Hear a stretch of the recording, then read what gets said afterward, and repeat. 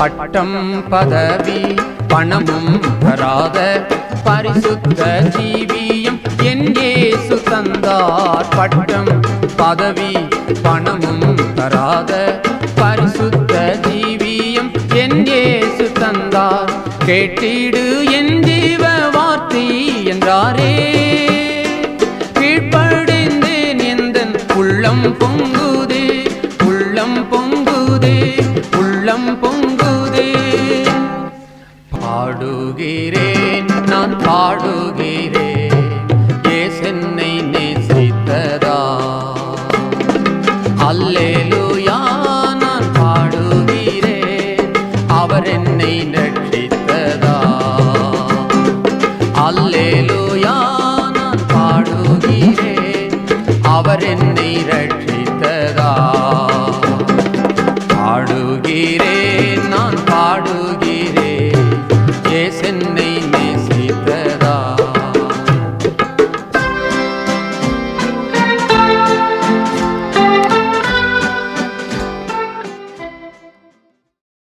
கர்த்தருக்குள் அன்பானவர்களே, அனுதினமும் கிறிஸ்துவுடன் தியான வேளைக்கு உங்களை அன்புடன் அழைக்கிறோம். இன்றைய தியானத்திற்கான வேத வாசிப்பு 1 பேதுரு 1ஆம் அதிகாரம் வசனங்கள் 13 முதல் 22 வரை. தியானத்தின் தலைப்பு கீழ்ப்படிதல். கீழ்ப்படுகிற பிள்ளைகளாயிருந்து உங்களை அழைத்தவர் பரிசுத்தராய் இருக்கிறது போல நீங்களும் உங்கள் நடக்கைகள் எல்லாவற்றிலேயும் பரிசுத்தராயிருங்கள். 1 பேதுரு 1ஆம் அதிகாரம் வசனங்கள் 14, 15.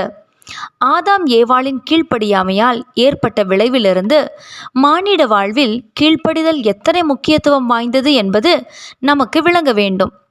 கீழ்ப்படியாமையால் அவர்கள் ஏதேன் தோட்டத்திலிருந்து துரத்தப்பட்டனர். ஆதாம் வியர்வை சிந்தி உழைக்க நேர்ந்தது. ஏவாளின் பிள்ளை பேறு வேதனை மிக்கதானது. மனிதனுக்குள் பாவமும் பாடுகளும் தொடர்ந்து வந்தது. ஆனால் இயேசு கிறிஸ்துவின் கீழ்ப்படிதலினால் மனுஷன் பாவத்திலிருந்து மீட்பை பெற்றான். என்றாலும் இவ்வுலகில் வாழும் வரைக்கும் மனிதனுக்குள் இருக்கும் பாவ சுபாவம் திரும்பவும் திரும்பவும் அவனை கீழ்ப்படியாமைக்குள் வீழத்தான் செய்கிறது. ஆனாலும் தேவன் மனிதனை கைவிடவில்லை. கிறிஸ்துவின் மாதிரியும் அவர் அளித்த போதனைகளும் இன்று நமக்கு உண்டு. வாழ வேண்டிய வழியையும் பரிசுத்த ஆவியானவரின் துணையையும் தேவன் நமக்கு தந்திருக்கிறார்.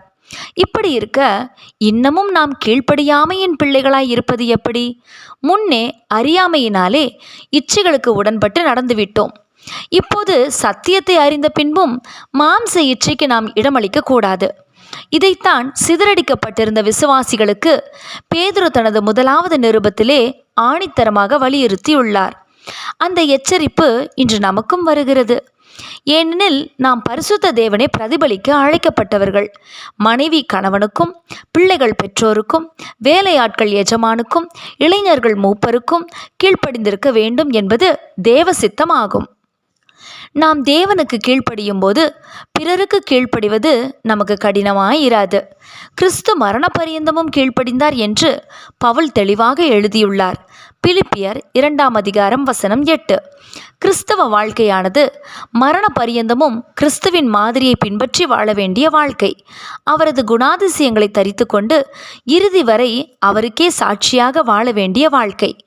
குடும்பத்திலும் சபையிலும் சமுதாய வாழ்விலும் கூட கிறிஸ்து எப்படி வாழ்ந்தாரோ அப்படி நாமும் வாழுவதே தேவனுக்கு பிரியமான வாழ்க்கை.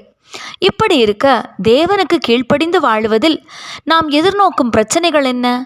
அவற்றை அடையாளம் கண்டு தேவ கரத்தில் ஒப்புவிப்போமாக. நம்மை தேவனின் வழியில் நடத்தவென்று பரிசுத்த ஆவியானவர் நமக்கு இருக்கிறாரே. தேவன் நம்மிடம் எதிர்பார்ப்பது எல்லாம் இந்த கீழ்ப்படிதல் ஒன்றைத்தான். ஜெபம் செய்வோமா?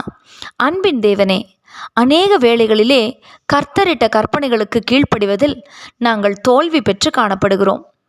முற்று முழுதாக கீழ்ப்படிய உமது ஆவியின் பலனை எங்களுக்கு தந்தருளும். ஆமேன்.